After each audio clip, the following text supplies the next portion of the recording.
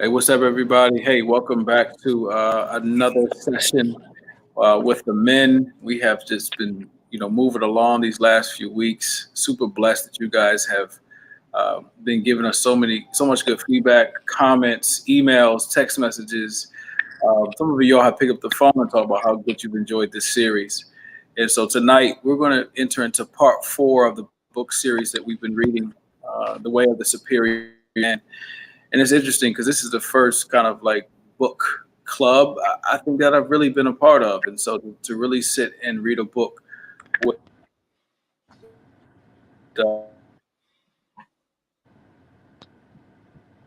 for and I'm remote tonight, so my in and out. Y'all can tell my background. This ain't home. I'm on the road tonight, so just bear with us just a little bit. If I happen to go out, I'll just switch over to my phone. That's the power of just social media. The power of the internet. Uh, One thing goes out, we just pick up the other device. And I was just telling Reggie before we jumped on the call that we got to be ready in season and out of season because we never know when we'll be called into something, right? Always got to have a device on you.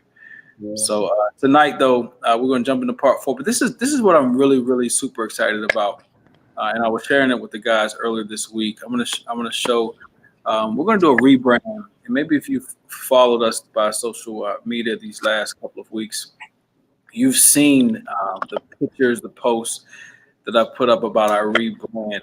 About 9 years ago, and Reggie was a part of this. Lamar was a part of this. Isn't it crazy how just time flies, Reggie? I mean, when I looked at the date, I just couldn't believe that was literally 9 years ago, almost to the date.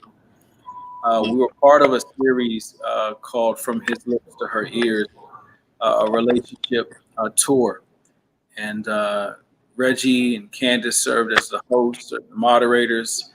Lamar and I were on the panel. A few other preachers from across the D.C., Maryland, Virginia area, and we just traveled. We were traveling to colleges. We were traveling to local churches, and it was just an opportunity for men to talk about um, relationships in women.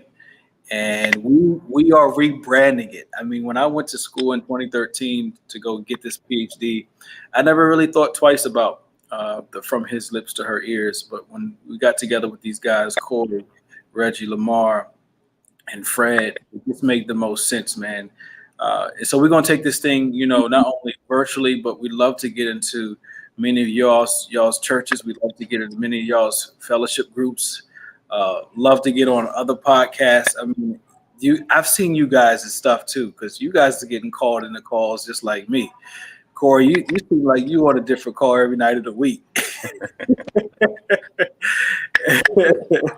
So it doesn't slow down for any of us. And so we're just super grateful that each of you who watch each and every week continue to show love.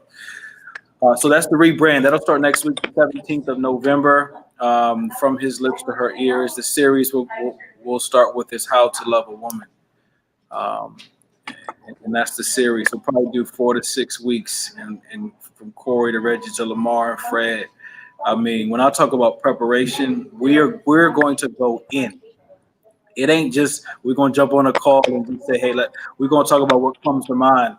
We about to study and prepare for this because many of us have been in totally different types of relationships, whether we've been engaged, whether we've been married, whether we've been remarried, whether never been married. We've been so many different types of relationships, and we have so much to add to this topic. So super excited about the rebrand from His Lips to Her Ears. Tune in next week, November 17th. That's when we'll start the series, How to Love a Woman.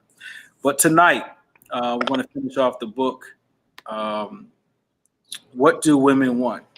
And I tell you, Reggie, Corey, this is a question, man. I honestly, brothers, think that has been asked and posed for hundreds of years. Right? And I honestly don't think that we've gotten it right because they continue to write books about it. There continues to be movies about it. I mean, remember that movie that Steve Harvey came up with a few years ago? I don't even know the name of it, but that was such a popular movie. And Tyler Perry has all these movies out about relationships as well. So I just think that what do women want is a topic of ages But I think tonight that we have a very unique and peculiar group of men who've come together to talk about this subject. And you may see Fred jump in and out. Man, let me tell you how committed Fred is. Fred just got called into work. Fred is on call tonight at the hospital. And he's still trying to chime in on his phone. That's how committed that these brothers are with these series. And I'm just so grateful and fortunate for each of them, because no matter where they are, Corey was in the West Coast last week. Boom, popped onto a call. You know, Reggie's always on the go. You know, no matter where he is, he's going to pop into a call. So I'm just grateful to have these brothers along for this journey. But, gentlemen, let's just start tonight. Lamar join later. I know Fred will probably pop in and out. But the three of us, I do want to kind of dive into this thought. What do women want? And those who are listening by web, put your comments in. Let us know what it is that what it is that you want. I mean, we're going to give you tonight what we've experienced, right? We're going to give you tonight what we've been through, what we've gone through. But I think that it'd be great to have women in the chat. Hey, Kimberly, great to see you. Jasmine, great to see you. And there's a ton of other streamings happening. We're on 2 different Facebook pages. You guys share it every week. We're on a YouTube page. We're on a website page. I can't grab all the comments, but the ones that I see, I'm going to definitely show. So as we talk tonight, ladies, talk to us a little bit about what it is that you all want. You know what? I'm glad you said that. Let me share it real quick. What up, Pastor Jay? Good to see you, champ. Hey, man, it was a phenomenal call I was on with you last night, brother. Great to have you on the show tonight, man.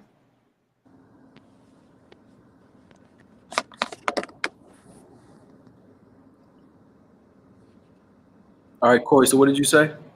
No, I'm sorry. I was saying I was going to try to share this on my platform. Share it on your page. Yeah, if you can. I need to log into I'm going to do my Facebook page on my phone and share it as well.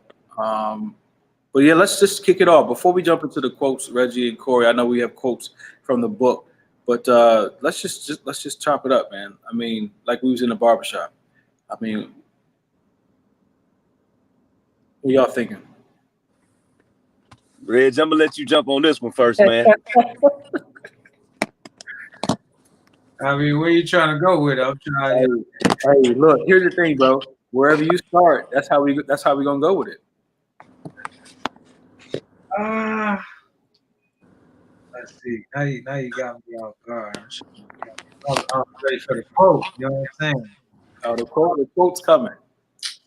What was it? What was the original question? What do women want? Yeah, I posted on here. Yeah, what is it that women want? And the book that we're reading, or that we finished reading, it alludes to a lot of the things that the author feels as if women want. But I want each of us to talk about what it is we think that women want, and then dive into the book. Reg, you got it? Oh, Reg always got it, man. Reg was born ready. What do women want? That's such a loaded question. That's exactly what came to mind. I don't know if there's one definitive answer. I think they want nice things. They want the love, right? They want the security. They want you to put it down. They want experiences. They want to be led. Even if what I realized with, at least speaking from my experiences, even if you have a woman that may seem or is literally a challenge, she's challenging you to see if you can meet the challenge. So she wants to make sure that, okay, if I'm going to give you this lead, that you know what to do with it.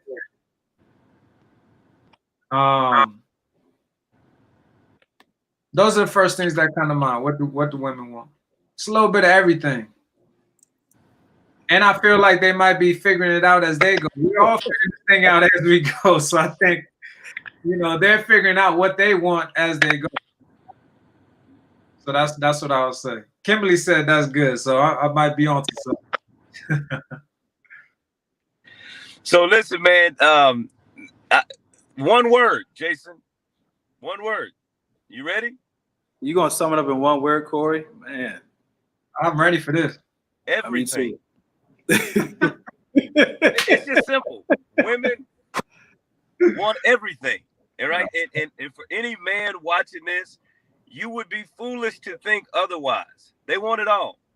And the reason I want to say that is because you just alluded to it, that we're all nascent, we're all growing, we're all changed, we all live in different phases, different dispensations. And so in one season, she may want this. In the next season, she wants that. In the following season, she may change and not want that anymore, but she wants this. And I think that goes the same thing for men, that we're all growing. And so what I wanted at 20, I don't necessarily want at 40. If I had to, No, we're a little more simpler, bro. I was going to say that. We are a little bit. I was going to say that too.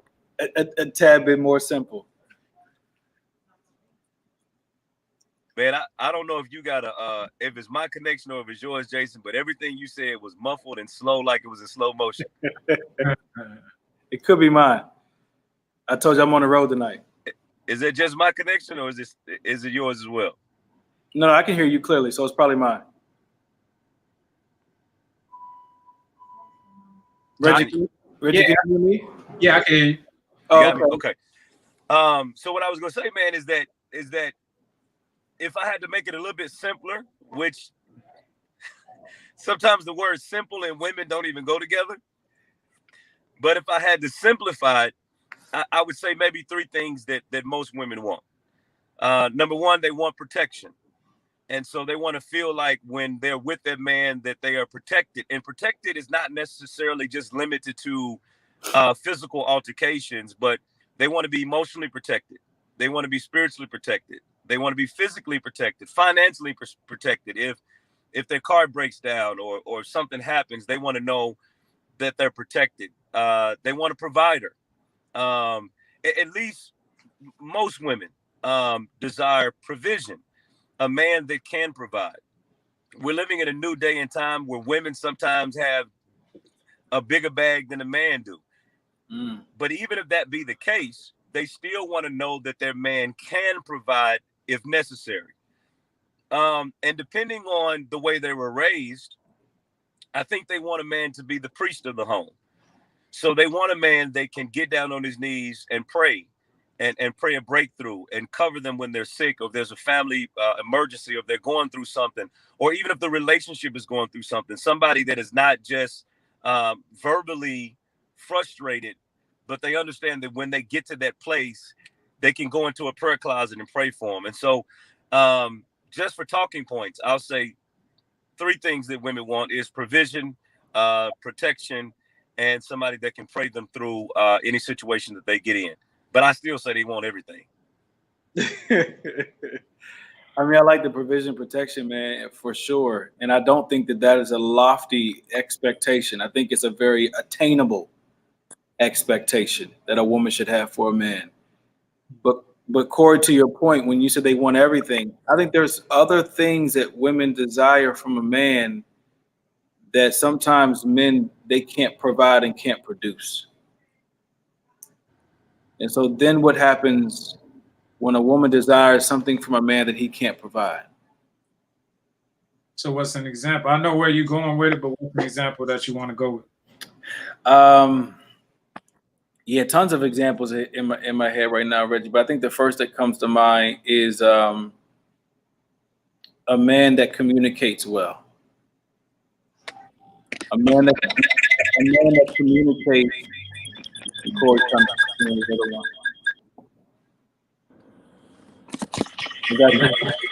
on, man. I'm sorry. No, I got you. So when I hear you say that, yeah, a man that communicates well. So like, and I'm thinking primarily, Reggie, about his emotions, right? Because women oftentimes do open up to us as men emotionally, and there's this exchange that they desire. Not an exchange that they demand or exchange that they necessarily require, but there's an exchange they desire. And that's in a man opening up emotionally. And I think when I make the point that sometimes men can't provide a certain thing, it's because he's never been taught how to do that, number one. And number two, Reggie, I don't think he's been taught that it's safe to do that, right? Because even if he learns the how to, society has already told him it's not safe to do that, right? And so, as Corey mentioned earlier, I mean, we can do practical and we can do biblical. You look at Samson and Delilah, right? And in that story, emotionally, he opened up, right?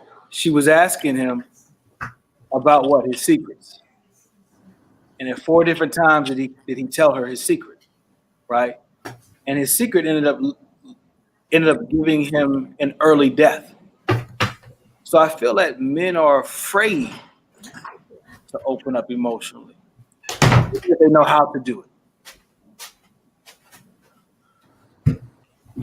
I mean, I think that's 2 different, topics. The first is being willing to open up to people that you can trust and that are worthy of you sharing your secrets with, right? So you've got to make sure to vet whoever you're going to share yourself with and know that they're going to keep it close to them, right?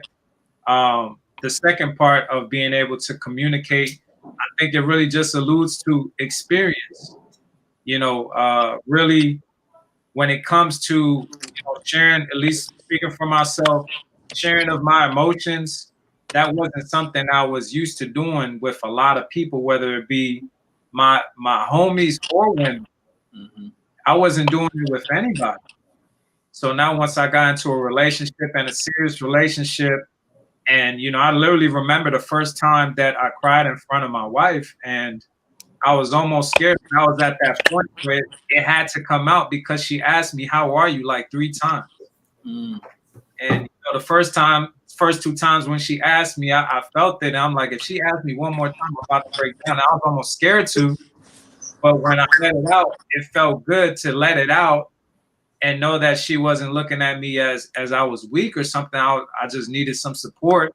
But I think what women have to realize is, where men and women are different. So you may not get an emotional breakthrough and emotional sharing with him all the time, right? Like you share with him, right? But when those times do come, that he does be able to open up to you. Because I think as men, we realize, especially as we're, wanting to lead our households, we can have those moments of vulnerability, but you don't want to have those moments too much where now she wonders, is he emotionally stable enough to stay focused on what his vision is? Is he focused enough, tough enough to be able to endure the process, right? At least that's something I tell myself that all the time is like, yes, I can share with her, but I can't share with her every single struggle that I have every day. You get what I'm saying? Like there's some things that I'm going to share with her and other things I'm going to keep to myself, or I may talk to my therapist about, or I may talk to my homies about, but am I going to share every single struggle with her? No. Right. That's not our way. Excuse me? That's not our way. I don't even know what the question is, but just listen. It's on the screen. What do women want, Fred? And we're talking about how a woman may want a man to communicate emotionally with her. I understand exactly what Reggie's saying, though. It's a delicate balance that we strike. And I think as charming as women are with all of their, what we call foibles and idiosyncrasies and emotionalism and all the things that we've been trying to understand, we have our moments as well, but we also have those things that are charming as well that attract women to us.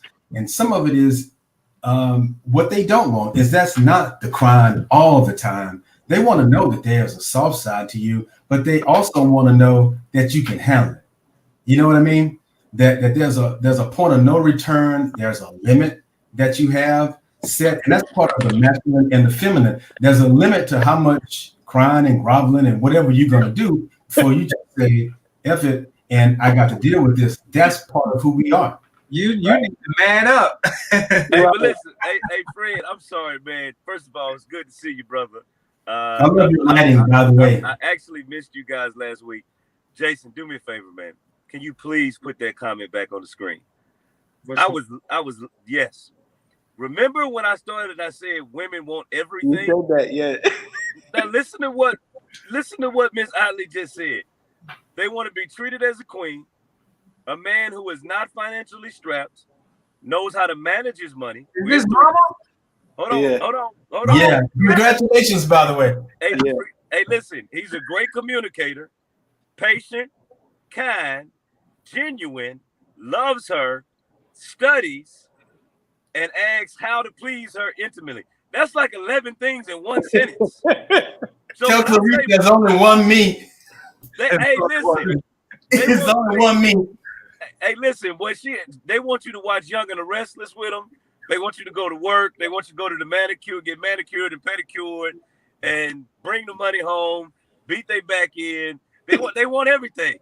Thank you, Ms. Otley, for saying it a better way than I can say it. No, I totally agree. It's a lot, God man. help you. And the list, like you said earlier, Corey, the list changes over time. And I don't think it changes by you losing things off the list. Things get added to the list over time, right? And so then you wonder, in our most simplistic identity as men, we wonder, how can we ascertain or accomplish that whole list? And Fred, you've been married the longest, bro. I mean, you 20-some, 30-some years, bro. Your wife's 20-some years. probably has gotten longer over the years. But how back to the point about the feminine and the masculine, I'm glad you mentioned it. How did you balance when to show your soft feminine side and then when to be masculine? Y'all, you know, I grew up a Huxtable, so I was fortunate enough, number one, to have a mom who, and I don't suppose this was fortunate, so to speak, but a mom who missed some things from the emotional standpoint in her marriage from my father.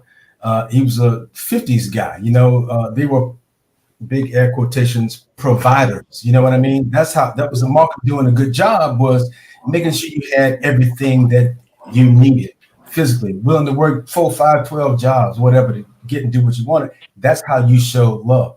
But I had the benefit of being told from a woman's standpoint what it takes to make women really feel loved, you know, how to actually go about that in a verbal sense, to actually do it, not just say it, but to actually do it. So I had that, you know, that was helpful. But also, my father was no joke. I mean, he was a man. He was a hardworking dude. And I had the great fortune of having somebody who knew how to draw a line, somebody who had limits and boundaries and barriers, you know what I'm saying? And just lines that you didn't cross. So I had a very fortunate example of how to be strong, and also how to let my guard down at times. But that's also a very personal thing.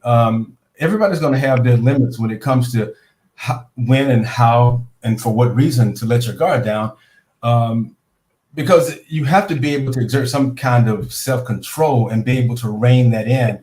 And also, remember, you're always, just like any male of the species, you're putting on a certain performance, you know what I mean? But this has to be real. It has to be you.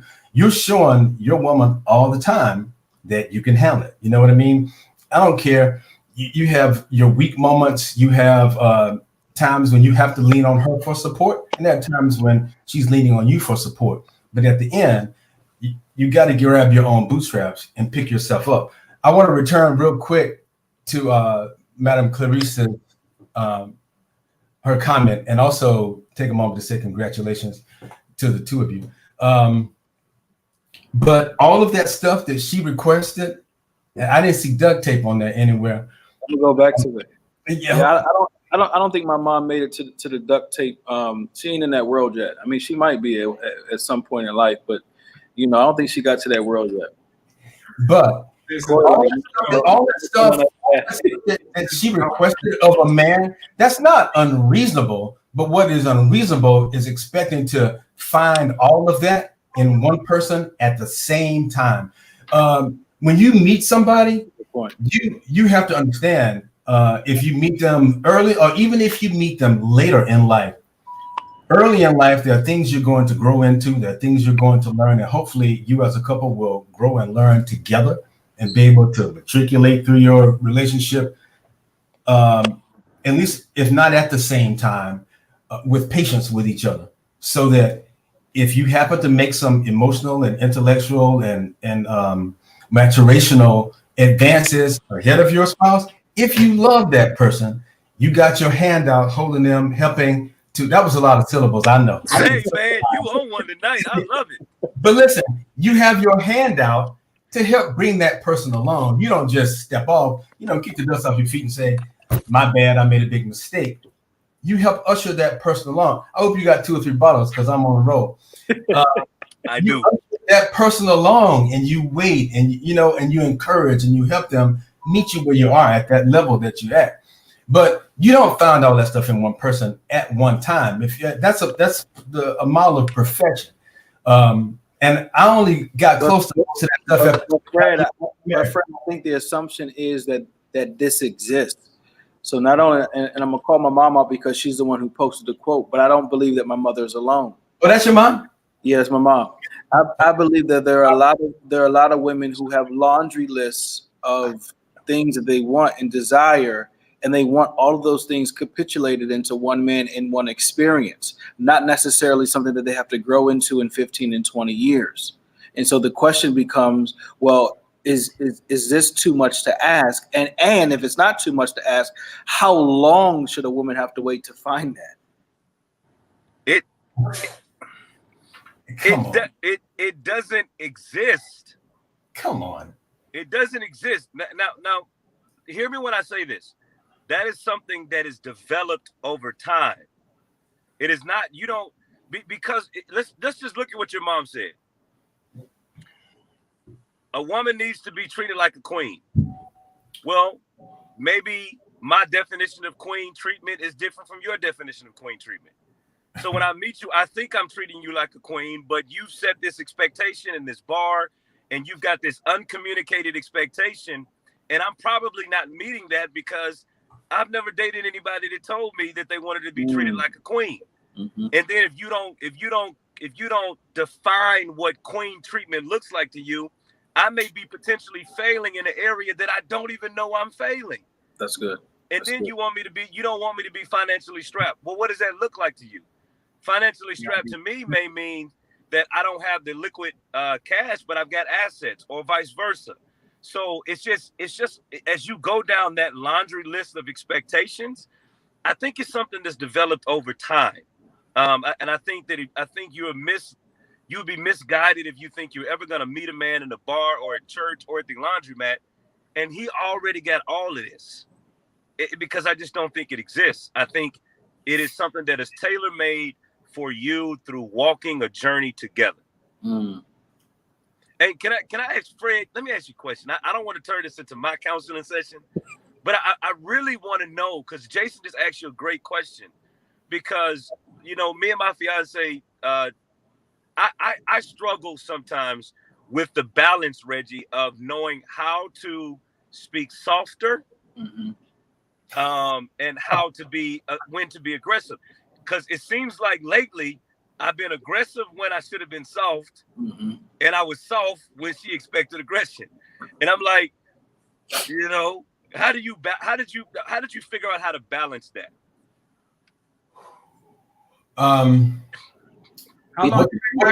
Well, I'll say what the question lacks is some context, because I don't know. In which circumstances and the appropriateness of your behavior, I'll have to say.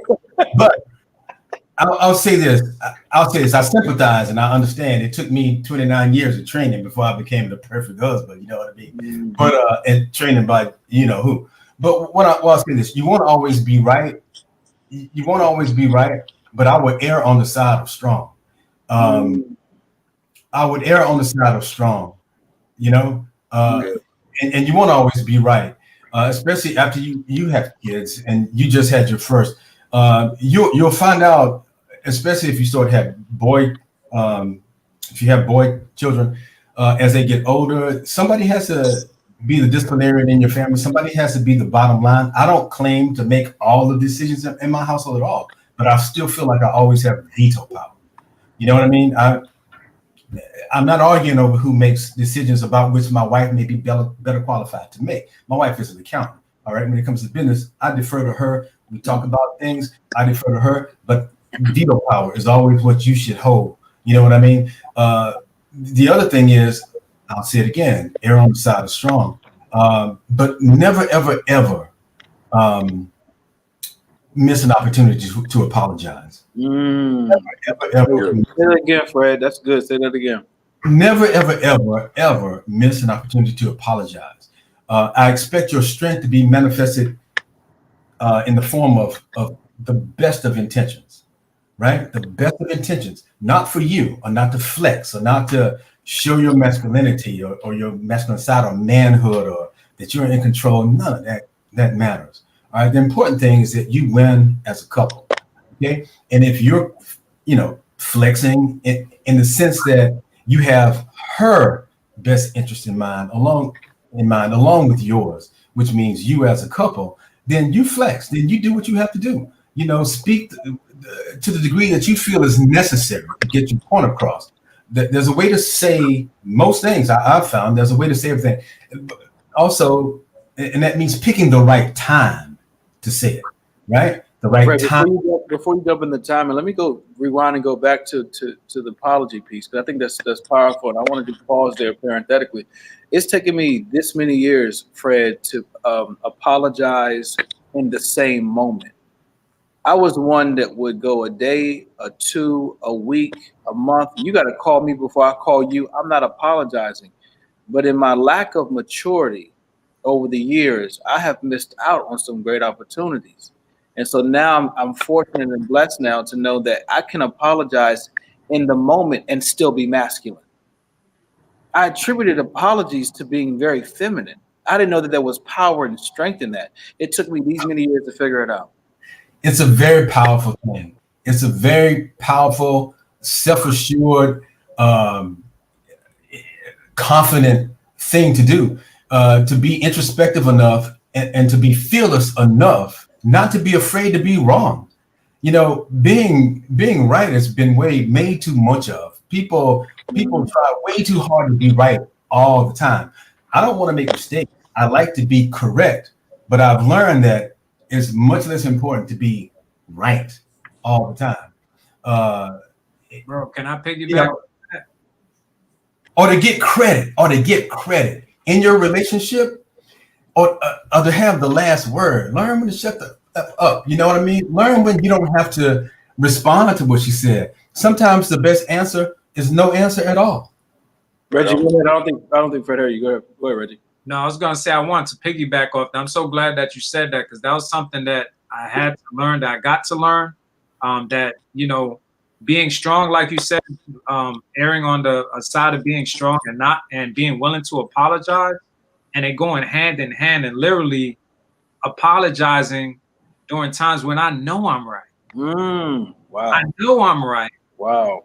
But like they say, what do you want to listen? What one of the best things that I've heard is, do you want to be right or do you want to be happy?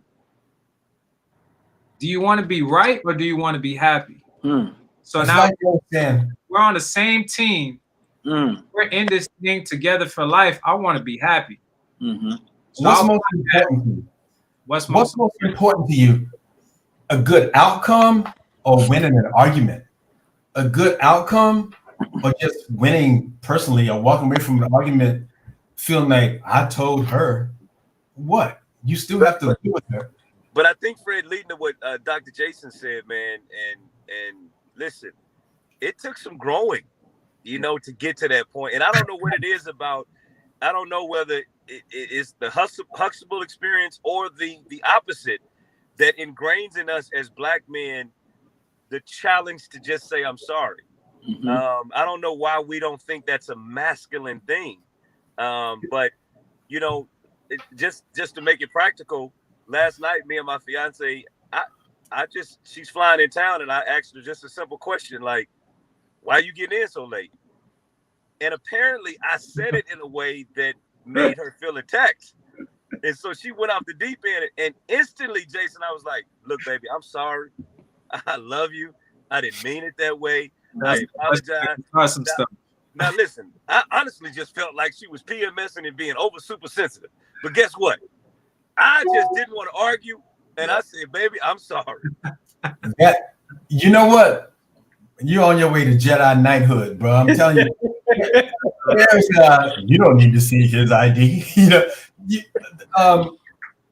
I get that. Some of that is personal. It's not always your fault. Remember, we all carry around our own little personal idiosyncrasies, right? That's another big one for you. Our own idiosyncrasies. And what happens is that I say this to my wife all the time. It seems like every time I ask, have you seen my paintbrush? Why you always accuse me?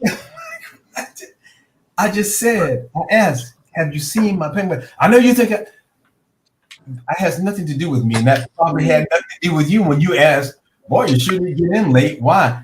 It sounded like an accusation, but I'm sure that's not what you meant. No. Hey, Fred, all I was asking was, of course, do you have something to do, like, and she went off, and I was like, I'm sorry. But you guys have learned something. I want to respond to what you said about it's not just black men. This is a global, it's pride, man. It's pride. And it's a pandemic since BC, since before Christ. It's pride. That's what you have to give somebody in order to apologize. You have to admit that you're sorry, admit that you're wrong, admit that you did something to aggrieve somebody, right? And a lot of people just can't do that. A lot of people just can't. But that goes a long way towards. Jason, you just had a kid. I'm interrupt myself to tell you this. One of the biggest things you can do as a parent is to tell your children you're sorry when you make a mistake, when you accuse them inappropriately or wrongfully, when you make a mistake and punish them when they didn't deserve it, when you spoke aggressively to them, or you know what I'm saying, or said something that was hurtful. Apologize to your kids. They will respect you and they will listen to you. This whole thing about being right and not apologizing and carrying pride and stuff around like that, it goes a long way. Humility is the key to a successful relationship, because when you're humble, it's automatically not about you, because you have to share your focus with somebody else other than yourself. It's about humility, and being able to apologize and admit when you're wrong is a big part of that. That's real. That's heavy, man. Wow, I didn't even see it was going in this direction. That's good. Hey, Jason, can I ask a question before you move on? You don't start. No, but listen, Jason said something. So, and maybe this is pride, and I'm open for you guys to tell me. But how many of you guys on here feel like? Let me just tell you how I feel. I feel like you should apologize with just as much passion as you offended with. And so, in other words, what I'm saying is, if you fly off the handle and you wrong, don't just come back and be like, oh, I'm sorry. My bad. Oh, yeah. My bad. I'm like, that you just fried me, tied me up, cut my feet off, and you gonna come back and just say, oh, I'm sorry. What? What? You have to be sincere. We had this discussion. I started rambling on about this before. When you apologize, you need to be sincere. You can't apologize. I've said this before, and I'll keep it brief for this time. You can't apologize and tell somebody, I'm sorry if I hurt your feelings. If you feel like it's necessary to approach them in the first place, you probably hurt their damn feelings. So apologize for hurting their feelings. It doesn't matter how you feel about whether or not they should be, that their feelings should be hurt or that they should be offended by what you did or said. The point is, they're offended, they're hurt. That should mean something to you, right? And if it does, and the degree to which you might have messed them up, that should be about as much as it messes with you. If you really hurt somebody that you care about, even if you don't, if you care, if you're decent, if you get to the point, Corey, where you have been able to, the Spirit of God has helped subdue some of your pride, then you get it, and you learn how to love people. But I'll say this, man, it ain't about no Huxtable experience when it comes to trying to understand how pride infests us and how it manipulates us and deceives us. It's about my walk with Christ, man. I'm going to tell you the truth. It's been a lifelong journey, and it continues. I was very fortunate, and I'd like to mention a book that all of you might want to read, and all of the listeners tonight might want to read. The book is called The Prideful Soul's Guide to Humility, and it was suggested to me years ago by a brother who worked at GW Hospital with me in the hallways, young Christian man. Young family, younger than mine at the time, but he mentioned the book to me, and it was a gift from God. He said, Fred, I want you to read this book called The Prideful Soul's Guide to Humility. And he says it's about pride and how it affects us. And what I said to him was hilarious. I said, oh, I don't have no problem with pride, which is the most prideful response you could possibly get, right? Because I've had a problem with pride all my life, just like anybody. It was the original sin. It's what made Adam want to, be like God. Hey, who doesn't want to do that? Pride is the foundation of all sin. What makes you think that you can make your own decisions, live your own life, and run things, and be like your own personal God. But this book, The Prideful Soul's Guide to Humility, was a big benefit to me, and it's been a lifelong journey to try to allow the Spirit to be more manifest in me rather than my own personal pride. You know, Corey, one of the things that, man, we've done over the years is validating her feelings. And I used to say, if there was an argument and it was, you made me feel hurt by what you said, my response typically was, that's not how I meant it. So just because you interpreted it that way, that's not how I meant it. But I've learned now, it's the sound that I'm listening for. I've learned to listen for the sound that says, you made me feel. Then I back up. Because I want to validate those feelings. Even if your interpretation is false, I first need to validate how you feel. And so I've learned to say, okay, you know what? Wow, I didn't know that I hurt you. I didn't know that my statement hurt you. And I'm sincerely sorry for how I hurt you. I can talk about the feelings before I move on and talk about the interpretation. But years ago, I was like, let me start with the interpretation because I'm right. Hey, you know, Jason, I try to be careful. Let me navigate through this better. Me and someone from my past, one of the issues that we would have, and I think that ultimately was the demise in the relationship, was that very thing right there. For me, if I bump, here's the example I used to always use. If I go to Reggie's house and I walk in the door and I step on his foot and I break his foot, and Reggie says, hey man, you just broke my foot and that hurt. I've got two options. The first option, which is the best option, I can immediately say, oh bro, my bad. I apologize for that. I didn't mean to break your foot. Or I didn't mean to step on your foot. Or I could say, oh, I didn't mean to step on your foot. My apologies. And to me, the first way of saying it sounds better because I'm acknowledging before I try to defend or diffuse or say it wasn't my intention or I didn't mean it that way. The first thing I'm going to do is validate your feelings or validate the pain that I may have caused in your life intentionally or unintentionally. After I validate the pain, then I can go through the process of, well, this is what happened, Jason. I was about to drop something and I didn't see it. I don't need you to think the next time I come to your crib, I'm going to step on your foot again. You know, my apologies, bro, but this is what happened. You follow me? And I think it's just something very practical that you can always keep in the forefront of your mind when it comes to validating somebody's feelings. And I think that's whether it's male or female. That's a good point. A lot of people reverse the two and immediately they take a front that, and it may be more subtle than actually breaking somebody's foot. But if there's grounds for an argument, people go, well, you shouldn't be offended by that because I was just trying to, you know what I mean?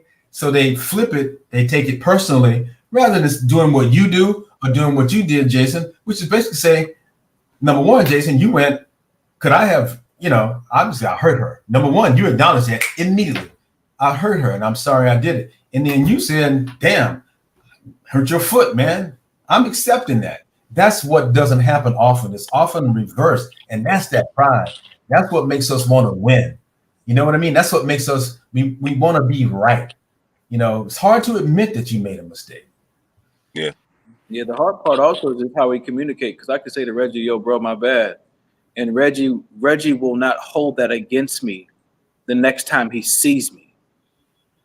Well, that's what I was going to You do it the better, right? That's what I was going to say earlier, guys, is like when we're talking about as men having the muscle and gaining the experience really to now go and apologize to our woman, because as men, we never do it with each other. At what point in your friendship with any of your best friends or even the homie you just met on the court, whether it be a big mistake, a small mistake, whatever, are you going to say, hey, man, I really messed up. I apologize, man. I hope you can forgive me. We'll do it maybe non-verbally, like, hey, bro, let's go grab lunch. And non-verbally, this is my way of saying, hey, I messed up, my fault. But through this action, I'm telling you that I'm sorry, that I apologize. By you accepting to come with me to have this lunch, you accepted my apology. That's how my father was. But never would I say I'm sorry. So now we go from this mode with each other as men to now, no, you have to literally verbalize the words, I am sorry, I am wrong. I apologize for this. I'm willing to change X, Y, Z. This is where I made a mistake. We literally grew up into our 20s, 30s, 40s, sometimes 50s, with never having to use those words. I cannot tell you how important this is, man. My mom is 85 years old. And to this day, almost every phone call we have, one of her complaints, which are ongoing, is that my father has never apologized to her for anything. The Huxtables, for anything. 50s growing up, dude of the whatever, 40, 50, 20s, 1910, I don't know, you old as hell. But I mean, grew up like that. Pride my dad came from a broken family, and he's like, Redbone, my grandfather 2.0, or maybe even 3 or 4 or 5.0, because my father was abused. He got his ass kicked like y'all described it. I don't even want to think about it, and worse. So the improvement on him was that I didn't. You know what I mean? He refrained from that type of abusive behavior. We're talking about somebody who said he was glad when his father died because he was scared he was going to have to kill him. Right? So that's deep. Hey, Fred, I just want to, you're speaking very well. I want to just make sure that the viewers pay attention to something. Number one, Reggie's shirt is extremely tight. That's number one. And he started off talking about having the muscle. So, Reggie, we see it, man. We see you've been working out, man. God bless you, man. You're looking good. You ain't got to talk about muscles no more. We see it. All right. Go ahead, Fred. I used to wear my son's shirts too. Right. You know what I'm talking about? So we're trying to have the muscle. Yeah. Like, okay, Reggie, we see you. I think we should talk about your lighting, man. It's really sexy. I'm telling you, Corey. I'm telling you. What are you doing? This is that moment when shit just goes off the rails. It just went left. Don't blame this on me. But Fred, listen, you did start it because I thought I heard you call your daddy a Redbone. I wasn't sure. No. My granddaddy Redbone. My granddaddy. Okay, first of all, Fred, you don't ever call another man a Redbone. Okay, I'm concerned. For all you people out there who was paying attention, who ain't sitting in a Studebaker or whatever the hell, with some real sexy lighting, I might say. I'm gonna have to see if I can figure out how to get my lights like that. But that's sexy, man. Jason, take control. And for 1 second here, his face was just. I was like, Jason, you ain't gonna say nothing, man. I think it's funny. No, man. you need a rescue. I'm cracking up, man. I'm over here cracking up. What we talking about? Corey, you calling from your car tonight? Yeah, I'm calling from the car, man. Man, I I just You're want a date? I want to pause, man, and remind our viewers, man, how special y'all are to us. Like we will take calls from the car. We will be on vacation. We'll be on our mobile devices.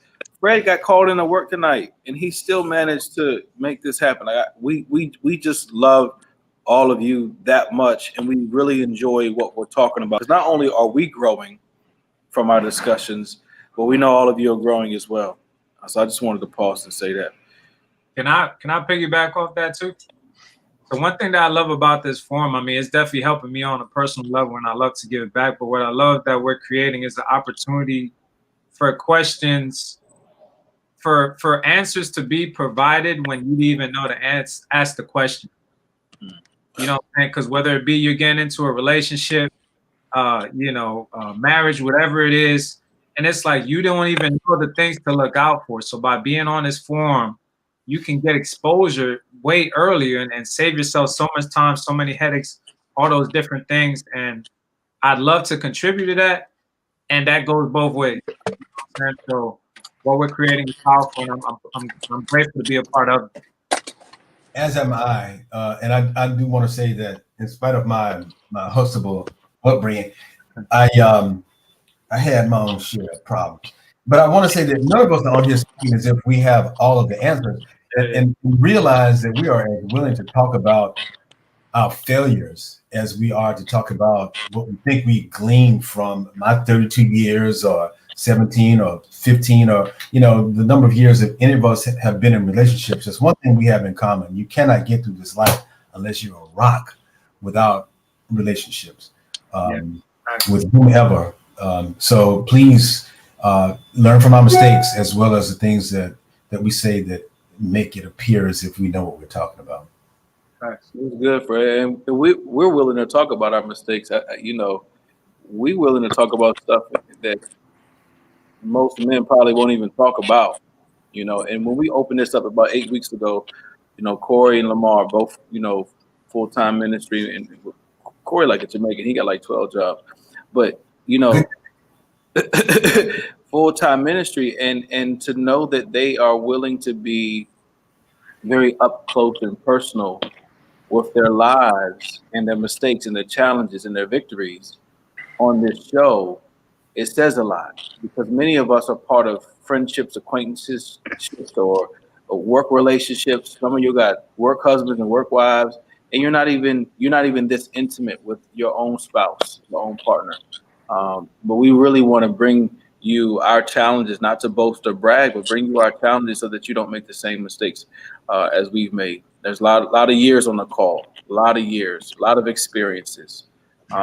We're all attractive men too. Let me just go ahead and say that. So that being in a relationship or attracting a woman has not been a hard thing for us. And to that point, we have probably had a lot of challenges that we've had to deal with because of that. Corey looking up in the sky like I ain't talking to him. Hey, no, listen. Let me tell you something, Jason. I was just fixing my lighting. That's all. Man. I was just fixing my lighting. That's all. Go ahead. I'm listening. That light, perfect. It makes you smile.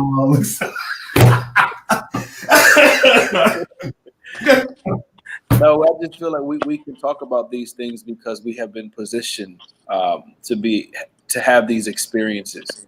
You meet a guy, who's a super nerd and he's 4.0, standout, academic, never played sports, never went on a date, never went to prom, becomes a owner of some IT company making, millions of dollars a year. You ask him about relationships, he's not going to be sure to even how to even approach that conversation. But the men on the call, man, we have lived. We've lived. Not only have we lived, but we've traveled. We're well cultured too.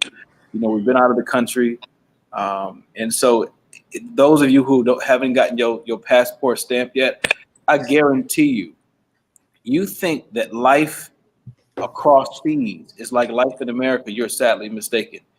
They do life different, in other places, and their cultures are different. The way that let me tell you this quick story. I was in Southeast Asia about 4 years ago. I was in Hong Kong before I went to Bangkok. Spent a week in Hong Kong, and for the first time in my life, that I see men carry women's purses. They'd be walking with them down the street, and the woman didn't hold her own purse. That's different.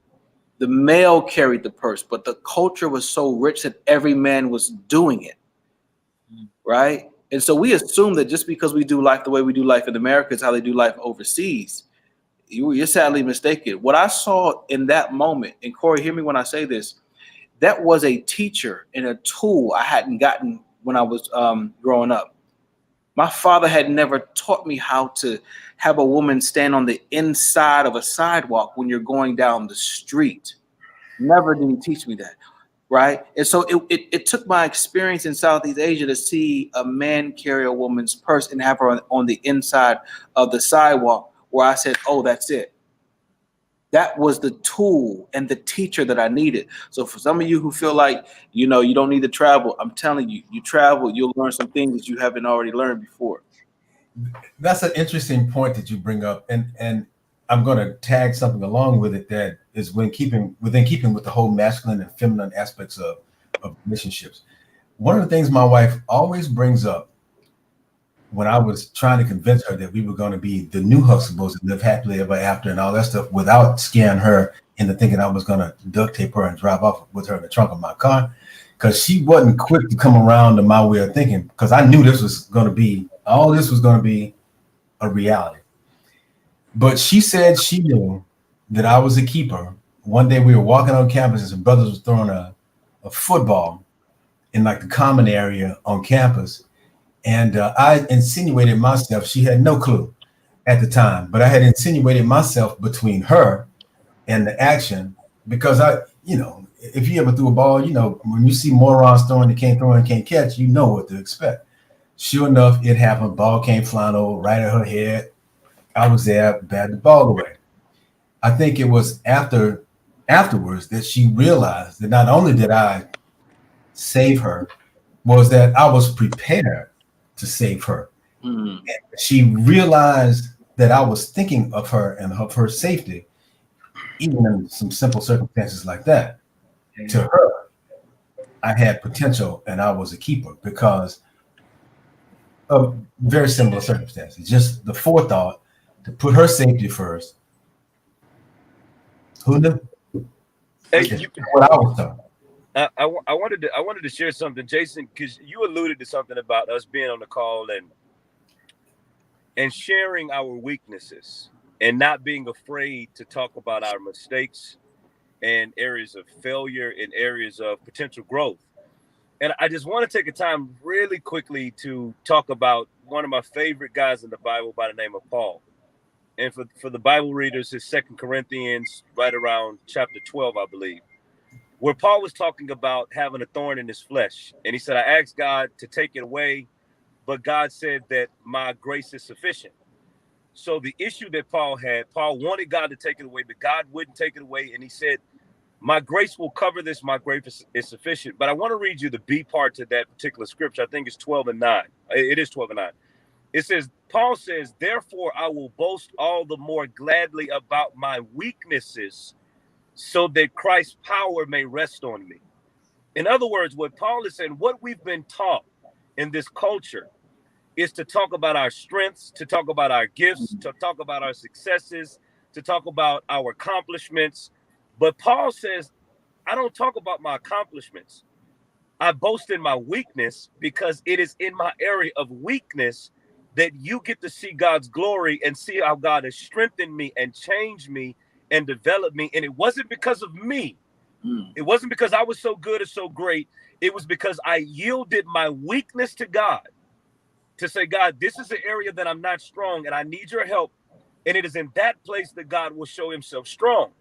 And so I am allergic to people that only talk about their strengths and that are afraid to expose their weaknesses, because the reality is the way you grow is by, or the way you help somebody grow is by exposing to them that you have struggles and you have been weak and you haven't always had it perfect and you've gone through some of these same struggles, but God prevailed.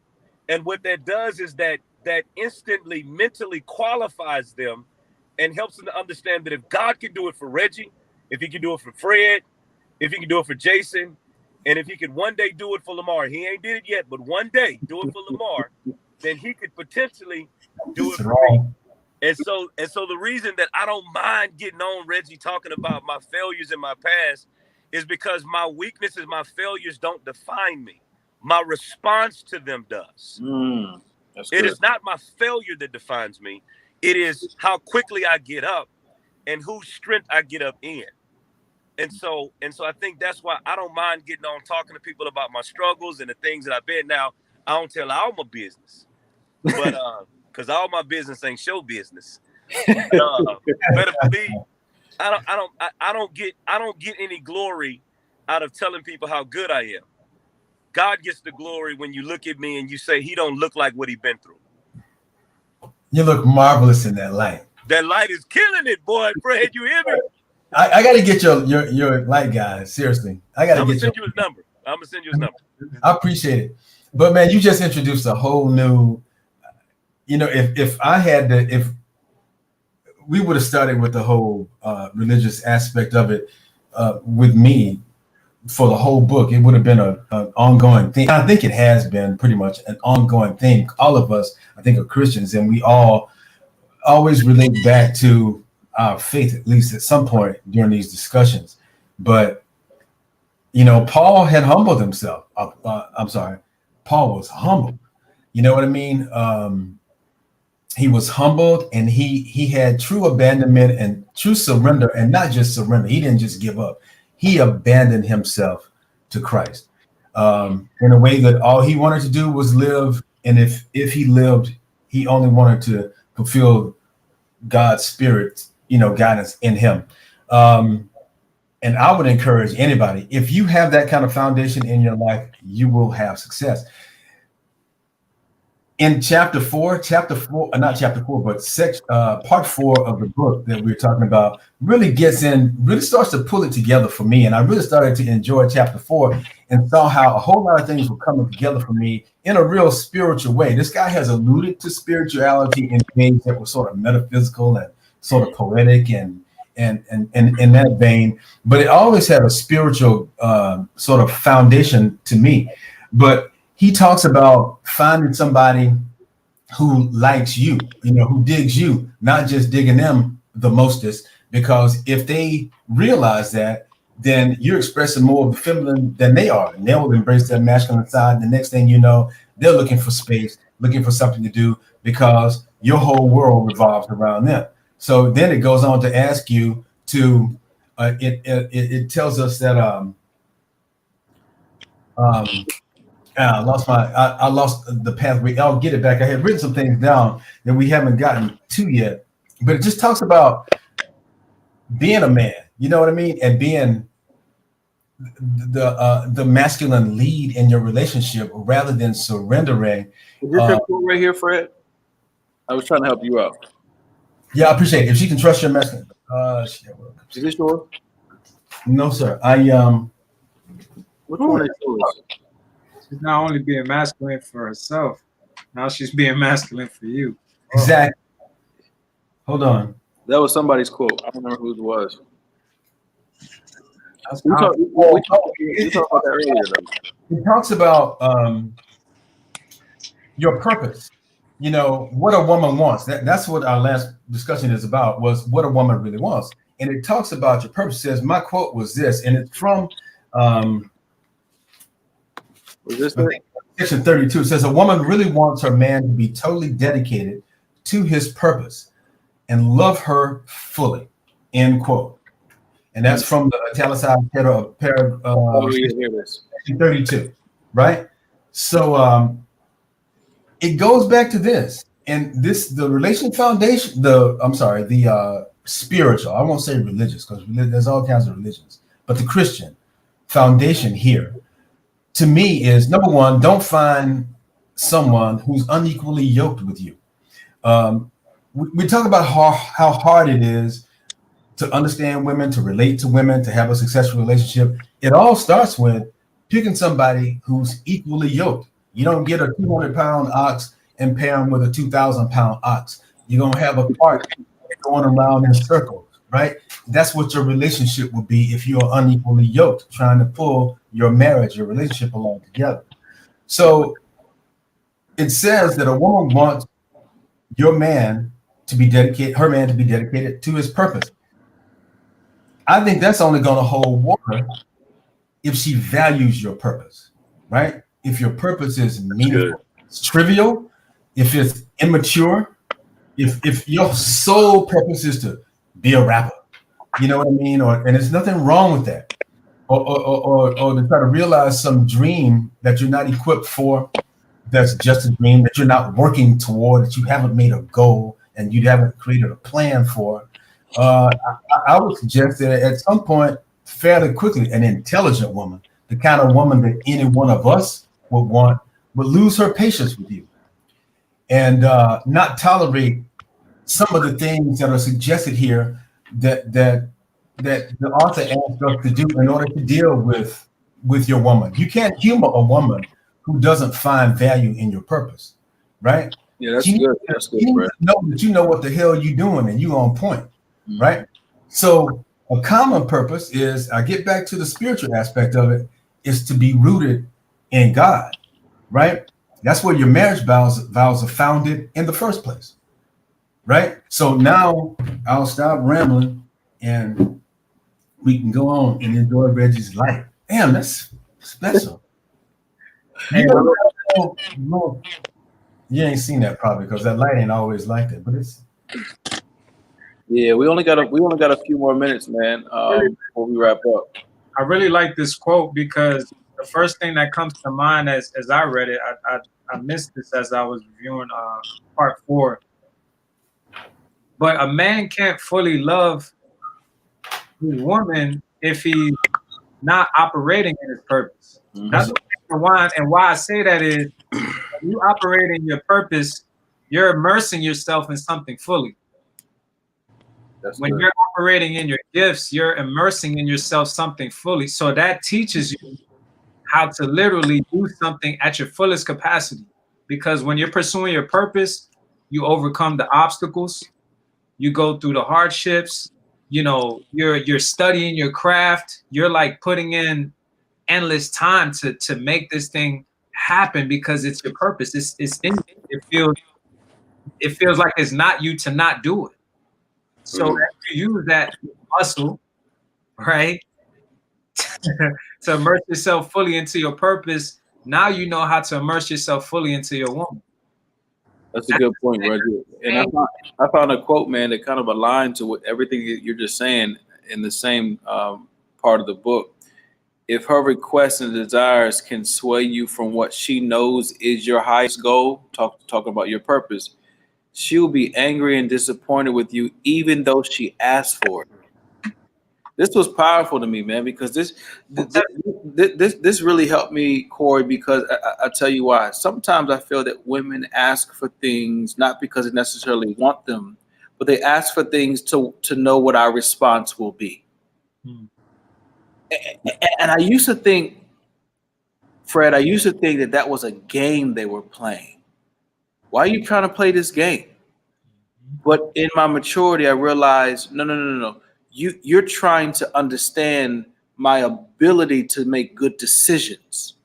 And just because you're asking me to do something that may sway me away from my highest goal, as he mentioned here, or as Reggie mentioned, my priorities or my purpose, she will be angry and disappointed if I choose to move in a different direction other than my purpose. Man, that's powerful, bro. Well, that was cute, Jason, but that was real cute. But you know, every now and then I gotta be the bad guy on the podcast. Let's hear it. Some of these heifers. Let's hear it. Some of these heifers want you to move off of your purpose. Listen, it goes back to what I said, Reggie, in the beginning of the call, that women want everything. And so it goes back to your selection process, depending on who you select, the type of woman that you are involved with, because some women want to be everything. And the moment that they feel like there is something in your life that is before them, then they will sometimes subconsciously begin to compete with that thing that they feel like you have put before them. But on the flip side, they are attracted to a man of purpose. You see how this can be convoluted at times? Now, I want to be number one, but I'm attracted to a man that won't make me number one because he's committed to his purpose. And so you're constantly trying to balance purpose and keeping her happy. And sometimes she will do a litmus test on you to see if she's still priority. And you just got to pray that you pass the test when she give you the test, because you don't know when the test's coming. And sometimes you don't even know if you passed the test. So I appreciate you for tiptoeing through the tulip, Jason, and saying these women are so amazing and they want a man of purpose. But some of these heifers want a man that's going to bow down to them. Now, to the point of the author, he said, and I'm paraphrasing here, a woman temporarily wants to be the apple of your eye. But the moment she feels like you don't have any other purpose or you're not doing anything else constructive, she gets bored with you. She gets bored with you because now you making everything about her. I just want a man that's gonna just love me and love everything about me. And once you get him, you start running over him because you start saying, well, what you ain't got nothing else you want to do? Mm-hmm. Am I telling the truth, brothers? Telling the truth. Facts. Big facts. Fred, you are on mute. Fred, you're on mute, Fred. Fred, yeah. You got duct tape on your phone. 2 minutes. Take your mute off, Fred. You got. Can you? Am I unmuted? Yes. Good. I'm unmuted. Okay, cool. That's true. To Jason's point, yes. They try you. They want to know that you're the right one. And that probably happens more sooner rather than it does later, because they probably get bored. You keep giving the same stupid responses like, ain't never going to change. But they figure you out and they accept you who you are. They see you grow. There's growth. And even if you're not all the things that they expect when they start asking you these test questions, hopefully you gain that insight and become a stronger, more mature, more confident man as the thing goes. But to Corey's point, women do want to be very, very, very important to you, but they also want a kind of a rakish dude too. I think, man. Who can I do? Just rakish, kind of not a thug, but a dude is gonna do what the hell he wants to do sometimes. You know what I'm saying? Now, when you, Fred, help me. When you say rakish, are you talking like Rick? Rakish. You know, kind of a character. They want somebody who's gonna be his own man. You know what I'm saying? And women want you to cater to them, yeah, but they don't want to have you wrapped around their damn finger unless that's all they're in the relationship for, right? If they want to give themselves to somebody, they want to give them somebody who knows how to prioritize them and when, but they also want a man that's strong enough to be his own damn man. You know, you can't, damn it, you got to take the remote control some damn time. You know what I'm saying? And keep it. Shit, I'm watching the game. I don't care if I was asleep. I was watching the damn game. You know, you know what I'm saying? You got to assert some damn control. but think of it. When they meet you, when chicks meet you, you're not married, and they don't meet you with you wrapped around their finger. That's not who they want. They want the guy that you met, a guy with a life, a guy with something else to do other than be holding their purse in the mall constantly, right? So they want you to be a little bad boy, a little tendency. Fred. Jason just said he went to China and now he want to hold a purse because that's what he saw. I don't know. He just said he went to. That's got a different kind of swag to it. He just said he went to Bangkok. On his arms. They was holding purses in Bangkok, and that's what Jason want to do.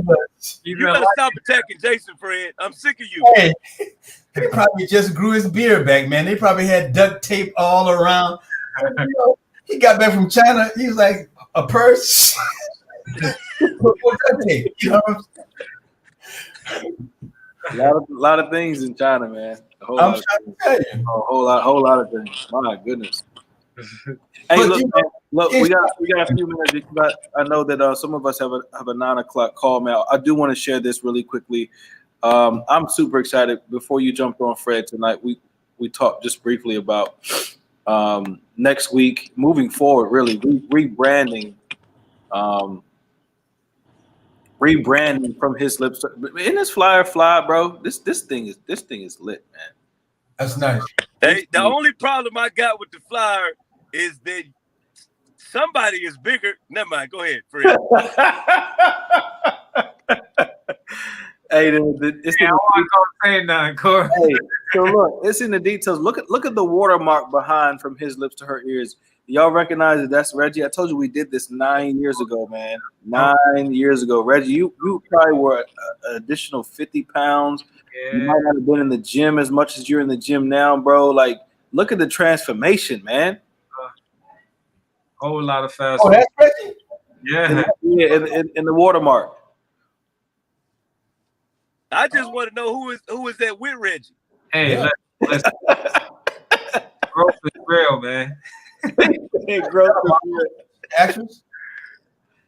Hey, so look, y'all, this is next week, November 17th, 7:30. We bumped it back 30 minutes.